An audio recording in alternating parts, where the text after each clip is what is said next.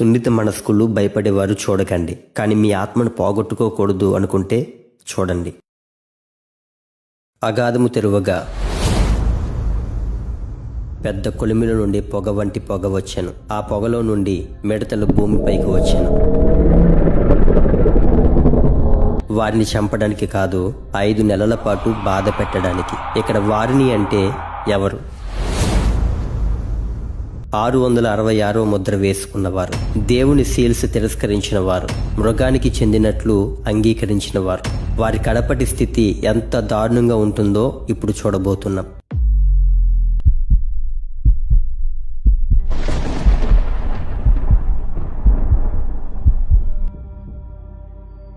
Swaroop BPH YouTube ఛానల్ను subscribe చేసుకొని ఈ వీడియోని లైక్ చేయండి. ఇన్స్టాగ్రామ్లో కూడా ఫాలో చేయండి. కొన్ని లక్షల మంది ఒక్కసారిగా అదృశ్యమయ్యారు. రోడ్లలో, ఇళ్లల్లో, కార్యాలయాల్లో ప్రజలు మాయం. ప్రపంచమంతా కుదేలైపోయింది.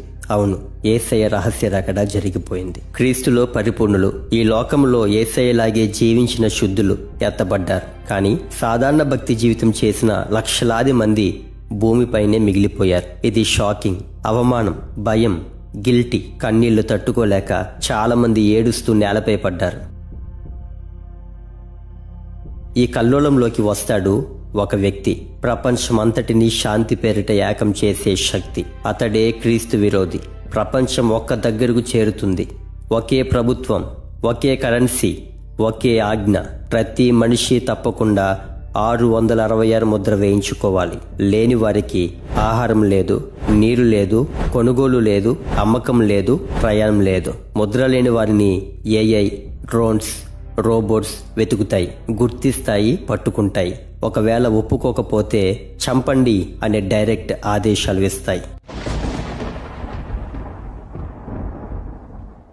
రహస్య రాకడ తర్వాత మిగిలిపోయిన క్రైస్తవులు తమ మొబైల్స్, గ్యాడ్జెట్స్, ఐడీస్ అన్ని చెత్త కుప్పలలో విసిరేస్తారు. అరణ్యంలోనికి పారిపోతారు. సిగ్నల్ లేని ప్రాంతాల్లో దాగుకుంటారు. అక్కడ ఒకే ఆప్షన్, క్రీస్తు కోసం మృతి చెందడం. మొదటి 3.5 సంవత్సరాల్లో లక్షల మంది హతసాక్షులు హతమవుతారు. వారి రక్తం భూమిని తడుపుతుంది. యేసు రక్తంలో కడుగబడిన చివరి పరిశుద్ధుల రక్తం ఒలకబోయడంతో తరాలు యుగాలుగా ఎదురు చూస్తున్న శాపం కట్టలు తెంచుకొని భూజనులపైన ఉగ్రరూపం చూపించడానికి బయలుదేరుతుంది. ఇప్పుడు ముద్ర వేయించుకున్న వారి పరిస్థితి చూద్దాం. మొదట్లో వారికి స్వర్గం లాంటి అనుభవం, తక్కువ ధరలో ఆహారం, ఉచిత భూములు, ఉచిత కార్లు, ఇల్లులు, సకల సౌకర్యాలు, ప్రపంచ పౌరుడు అనే ప్రాముఖ్యత. ప్రపంచం చెబుతుంది ఇదే నిజమైన శాంతి. ఇది మొదటి ముద్ర.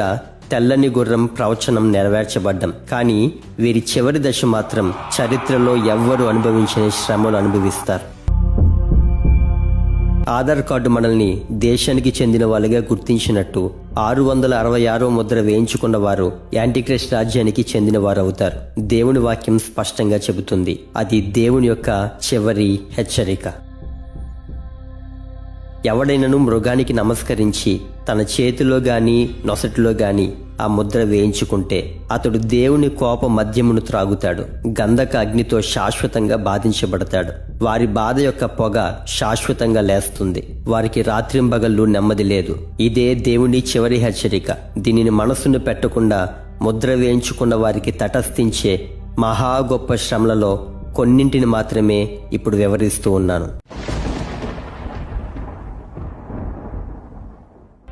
5 ఉగ్రత పాత్రలు, అంతం యొక్క ప్రారంభం. ప్రకటన గ్రంథము 16వ అధ్యాయం 2వ వచనం. ఈ పాత్ర కృమ్మరించబడగానే ముద్ర వేసుకున్న వారి శరీరాలపై పెద్ద పెద్ద పుండ్లు పుడతాయి. ఇవి సాధారణంగా గాయాలు కాదు. పాము కాటుకు గురైన వారి దేహం ఎలా మారుతుందో అలా శరీరం అంతా స్వెల్లింగ్, ఉబ్బిపోవడం ప్రారంభించబడుతుంది. మాంసం కరుగుతున్నట్లు ఉండే బొబ్బలు రాబోతూ ఉన్నాయి.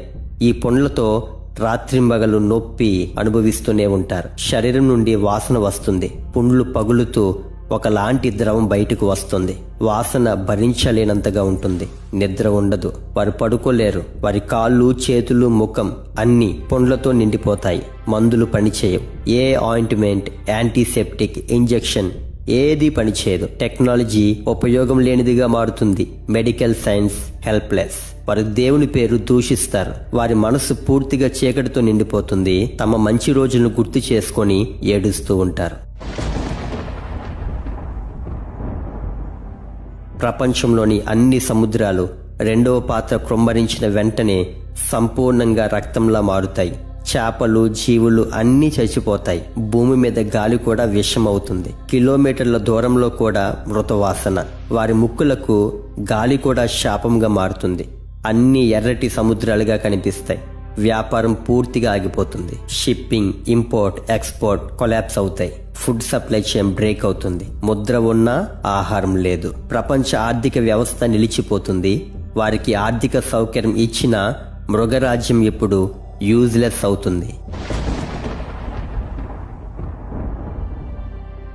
నీటి వనరులు రక్తంలా మారడం. ప్రకటన గ్రంథము 16:4 త్రాగే నీరు, బావులు, చెరువులు, భూమిలో ఉండే నీరు అన్ని రక్తముగా మారుతాయి. దాహముతో నోరు ఎండిపోతుంది. వారు నీరు తాగుతారు, కానీ రక్తం పీల్చినట్టుంటుంది. తాగలేరు. తాగకపోతే బ్రతికి ఉండలేరు. ఆ సమయంలో కూడా దేవుని దూషిస్తారు, కానీ మారు మనసు రాదు. శరీరం బీటలు పడుతుంది. డీహైడ్రేషన్ ఎక్స్ట్రీమ్ అవుతుంది. మొత్తం శరీరం ఎండిపోయిన చెట్టులాగా అవుతుంది.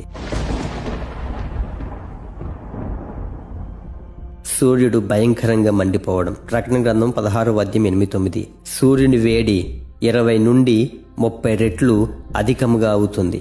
యూవీ రేస్ శరీరాన్ని మేకుల్లా పొడుస్తాయి. దాహం పెరిగే కొద్దీ వారు మరింత బాధపడతారు. వారు కళ్ళు కాలిపోతాయి.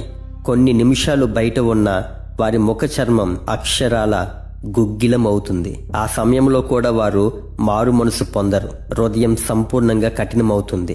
భూమి మీద ఏ నీడను ఆశ్రయించడానికి వీలు ఉండదు.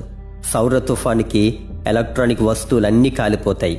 కాబట్టి ఏ ఏసీ, కూలర్ పనిచేయవు. నీ ఒళ్ళు చల్లపరుచుకోవడానికి భూమి మీద నీకు ఏ వస్తువు ఉండదు. మృగం యొక్క సింహాసనం చీకటి అవుతుంది. ప్రకటన గ్రంథము 16:10 మృగం యొక్క రాజ్యము చీకటితో నిండెను. వారు తమ బాధ చేత నాలుకలు కరుచుకునిరి. ఇది అత్యంత భయంకర పాత్ర. సూర్యుడు, చంద్రుడు, నక్షత్రాలు పనికిరావు. మానవుడు తయారు చేసిన ఎలక్ట్రిసిటీ కూడా పనిచేయదు. People go in to psychological collapse. Touchable darkness, thick heavy darkness. భయంతో మానసికంగా పిచ్చి వాళ్ళు అవుతారు. చీకటి బరువు వాళ్ళ మీద పడుతుంది. ఇది ఆర్డినరీ ఫియర్ కాదు, సూపర్ న్యాచురల్ రీడ్. వాళ్ళు తమ నాలుకలు కరుచుకుంటారు. వేదన ప్లస్ పిచ్చితనం ప్లస్ అంధకారం. ఆ సమయంలో వారికి చెవుల్లో అజ్ఞాత శబ్దాలు వినిపిస్తాయి. వారి చుట్టూ దయ్యాల గుసగుసలు వినిపిస్తాయి. నీవు నాకు చెందినవాడివి, తప్పించుకోలేవు. వాళ్లను వెన్నులో వణుకు పుట్టించేలా మాట్లాడే శబ్దాలు వాళ్ళు వింటారు. మేము ఆ ముద్ర ఎందుకు వేసుకున్నాం అంటూ తమ తలలు కొట్టుకుంటారు, కానీ మార్గం లేదు. ఇక చివరి అవకాశం కూడా రాదు. ఆ సమయంలో పశ్చాత్తాపం పని చేయలేదు. వారి స్థితి గంధక అగ్ని వైపు డైరెక్ట్గా నడిచే మార్గం అవుతుంది. వీటన్నిటికంటే మించి మరొక బాధ రాబోతుంది. ఇప్పటికే వేసుకున్న ముద్ర శరీరంలో పగిలి శరీరము లోపలి భాగాలను ధ్వంసం చేస్తుంది. తినడానికి ఆహారం, త్రాగడానికి నీరు లేకపోవడం వలన మనిషి చూడడానికి ఇలా ఉంటాడు.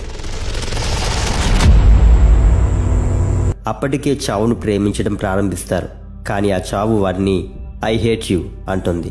సూర్యప్రకాశం 20 నుండి 30 రెట్లు పెరగడం వలన లేవ్యకాండము 26:19 ఆకాశము ఇనుము వలెను, భూమి ఎత్తడి వలెను ఉండజేసేదను. భూమి అంత భయంకరమైన వేడిమితో ఉంటుంది. ఇప్పుడు మానవుడు చూడడానికి అక్షరాల ఇలా ఉంటాడు. ఎక్కడితో అయిపోయింది అనుకుంటున్నారా? ఆగండి. సెకండ్ హాఫ్ చూడకుండా వెళ్ళిపోతారా? సినిమా కంప్లీట్ చేయండి. ప్రకటన గ్రంథము 9వ అధ్యాయము. అగాధము తెరువగా పొగలాంటి పొగ, ఆ అగాధములో నుండి మిడతల లాంటి జీవులు బయటికి వచ్చాయి. వాటిని చూడగానే గుండె కొట్టుకునే వేగం అమాంతం పెరుగుతుంది. వికృతమైన, అసహ్యమైన, ఎంతో బలమైన, తమ జీవితంలో ఎప్పుడూ చూడని విచిత్ర జీవులను చూసి వారి భయం ఆకాశాన్ని అంటుతుంది. ఆ జీవులకు మనుషులను చంపడానికి అధికారం ఇవ్వలేదు, కానీ 5 నెలల వరకు బాధించడానికి అధికారం ఇవ్వబడింది. సింహము వంటి పళ్ళు ఉంటాయి. వాటితో మనిషి దేహం చీల్చడం వలన ఎంత బాధ, వేదన అనుభవిస్తారో మీ ఊహకే వదిలేస్తున్నా. ఒక్కొక్క జీవికి తేలుకు ఉండే తోకలు ఉంటాయి. సింహం వంటి పళ్ళు, తేళ్ల వంటి తోక విషం వలన ఆ నొప్పి 1-2 వారాలు కాదు, 5 నెలల వరకు నొప్పి తగ్గదు.